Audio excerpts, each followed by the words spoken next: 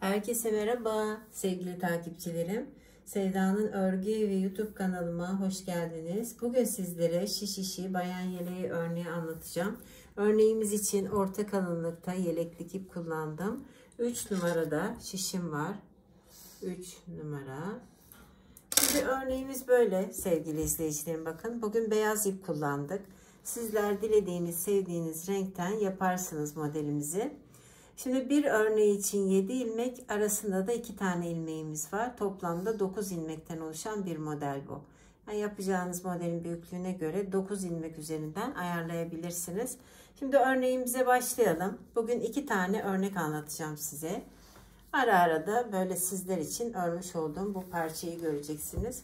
Şöyle alt ucuna bir düz bir ters lastik yaptık. Sizler dilediğiniz, sevdiğiniz lastiği yaptıktan sonra arka yüzden modelime başlıyorum sevgili izleyicilerim. Bakın şöyle ilmeklerimi attım hemen. Arka yüzden kenar ilmeğini örüyorum. Sonra 2 tane ilmeğimi düz örüyorum. 7 tane ilmeğimi ters örüyorum. 2, 3, 4, 5, 6, 7. Tekrar iki örneğin arasında 2 tane ilmeğim var düz olarak. Yine 7 tane ilmeğimi örüyorum. 2, 3, 5, 6, 7. Yine 2 düz 7 ters. 2 düz 7 ters olarak arka yüzden modelime başladım. Şimdi ön yüze geldik. Kenar ilmeğimizden sonra burada 2 tane araşı olan ilmeğimi ördüm. Bakın. Sonra bir ilmek doluyorum. Şöyle önce sola doğru 2 ilmeğimi bir aldım. 3 tane de ortada düz ilmeğimi örüyorum. Bakın. Sonra kalan 2 tane ilmeğimi de sağa doğru bir alıyorum, bir doluyorum. Toplamda yine 7 ilmeğim var. 2 araşodan sonra 2, 4, 6, bir de doladık 7. Yine 2 tane araşo ördüm. Şimdi ikinci modeldeyim. Bakın bir ilmek doluyorum. Şöyle 2 ilmeğimi sola doğru bir alıyorum. Arada 3 tane ilmeğimi düz ördüm. 2 ilmeğimi de sağa doğru bir aldım. Sonra bir ilmek doladım. 2 tane araş örüyorum. Kenar ilmeğiyle sıramı tamamladım. Şimdi arka yüzde görüldüğü gibi örüyorum bu sırasını. 2 düz, bakın 7 tane ilmeğimi ters örüyorum. 5, 6, 7. Yine 2 ilmeğimi düz örüyorum. Tekrar 7 tane ilmeğimi ters örüyorum. Arka yüzde. 6, 7. Yine 2 düz. Bir kenar ilmeğiyle sıramı bitirdim. Şimdi ön yüze geldim. Kenar ilmeğimizden sonra 2 araş ördük. Bir önceki sırada doladığımı düz ördüm. Tekrar bir ilmek doladım. 2 ilmeğimi sola doğru bir kestim. Ortada bir tane ilmeğimi düz örüyorum. Yine 2 ilmeğimi sağa doğru bir kesiyorum, bir doluyorum. Bir önceki sırada dolamış olduğumu da düz ördüm. 2 tane araşam var. İkinci modeldeyim. Bir düz, bir dola. 2 ilmeği sola doğru kestim. Bir ilmeğimi düz ördüm. 2 ilmeğimi sağa doğru bir kestim, bir doladım. Bir önceki sırada ördüğümü de düz ördüm.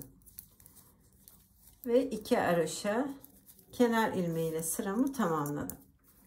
Şimdi arka yüzde modelimin son sırasındayım. Kenar ilmeğimden sonra 2 tane düz örüyorum. Bakın. Sonra 2 ilmeğimi ters örüyorum. Şimdi ortadaki 3 tane ilmeğimi bakın. Şu şekilde 3 ilmeğin içinden 3 ilmek çıkartıyorum ve bırakıyorum. Kalan 2 ilmeğimi de ters örüyorum. Toplamda 7 ilmeğim var. 2, burada da 3, 5, 7. Arada 2 ilmeğimi düz ördüm. Şimdi ikinci örneğindeyim. Önce 2 ters örüyorum.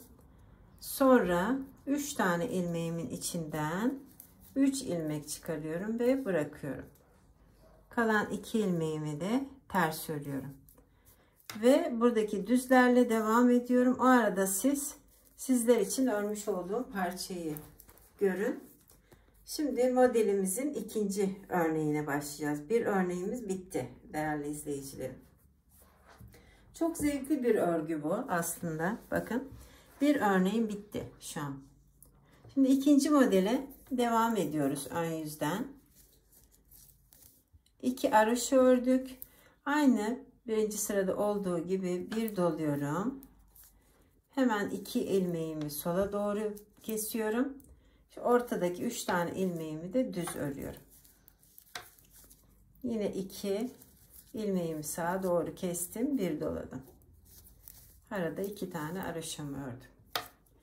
Tekrar aynı bir doluyorum. 2 ilmeğimi sola doğru kesiyorum. Ortadaki 3 ilmeği düz ördüm. 2 ilmeğimi de sağa doğru bir kestim. 2 haroşa ve kenar ilmeğiyle sıramı tamamladım. Arka yüzde görüldüğü gibi örüyorum. 2 düz, 7 ters. 2 düz, 7 ters.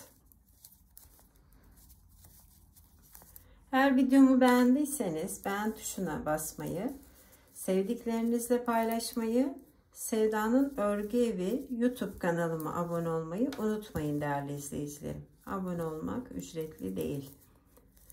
2 düz ve kenar ilmeğiyle sıramı tamamladım. Şimdi ön yüzüne geldik.